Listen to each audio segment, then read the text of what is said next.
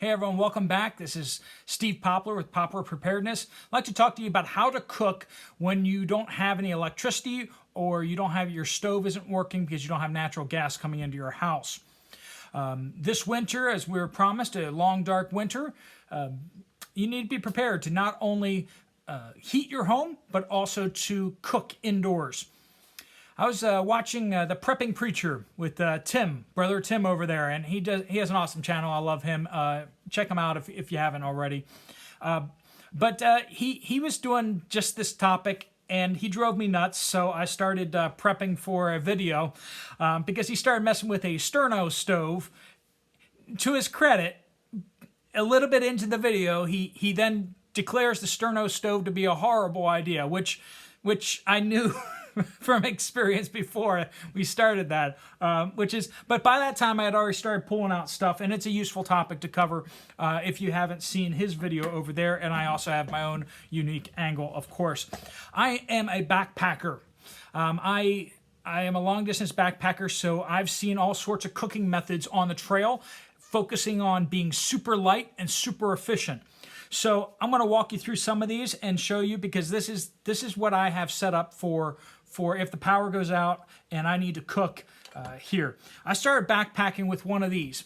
Now this is a white gas stove, Whisper Light. I do not recommend these.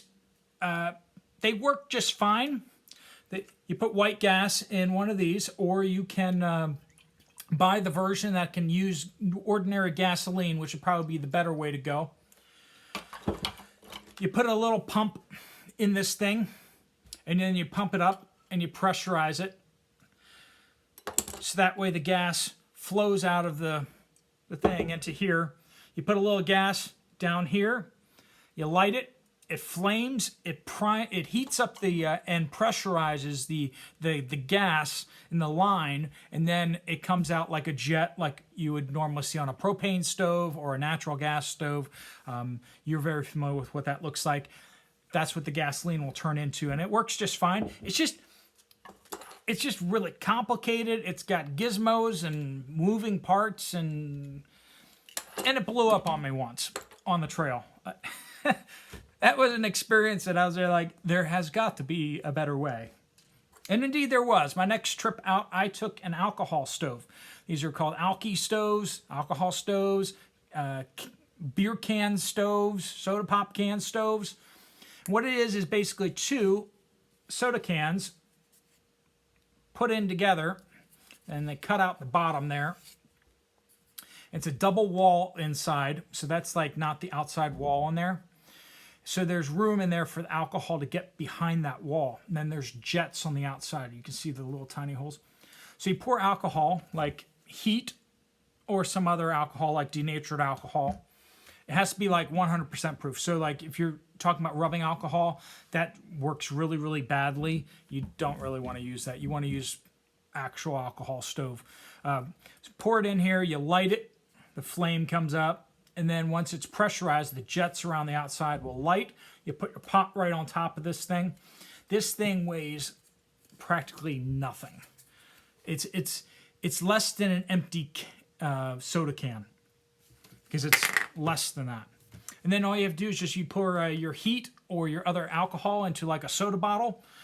There's no fumes. It doesn't eat the soda bottle. It's just fine. Store it that way. If it leaks a little bit, it just evaporates. It's fine. But the alcohol itself is actually relatively expensive, and it also doesn't work nearly as well when it's cold or at high altitude. So that's not the ideal solution. Next step up is a rocket stove, a pocket rocket, which is what I started using. It's one of these little guys. You fold it out, and you screw it onto one of these canisters. Again, these canisters are actually kind of expensive, so that's not an ideal solution, but this is a fantastic solution. You just screw it on, you open up the little thing and light it, and you're cooking. It's super, super simple. But like I said, these things are kind of expensive, so I wouldn't want to go that way. Then you have these guys. These things are super cheap, and they're even cheaper if what you do is you actually use the adapter on here and you screw it onto a 20-pound bottle, and then you refill the 1 pound bottle off the 20 pounders. So you get your 20 pounder filled up, and then you fill up these little guys. And the problem is that you don't have as many options on what to put on top of here. I can put one of these, which are not designed for propane, on top of a propane bottle, but it doesn't fit. But luckily, there is an adapter for that. I think it was like $3 or $4. This goes on the propane bottle, and then it meets the threads, so you can screw it on like that, and suddenly I can use my pocket rocket on regular little propane bottles. Now that's good. If you don't have a pocket rocket because you're not a backpacker, you can get the actual thing. It comes with a stand for the propane to be on, and then you can do that. Or you can get one of those double burner ones, like the camp stove kind of things. Propane is the way to go. If you're going to cook inside, propane is the way to go. Kerosene stinks to high heaven. It's dangerous. It's just nasty. You don't want to use that inside. You don't want to use diesel inside. That's, again, same thing. Diesel is nasty and yucky and ugh. You don't want to use that. Gasoline, again, not a great idea. Kerosene, diesel, and gasoline have great energy density, and it's cheap to get, which is good. But they're nasty to use indoors. Propane, it can be cheap. It can be pretty darn cheap. Not as cheap as gasoline and such, and you do have to worry about the bottles. You need to buy the bottles. You can't just put that in whatever.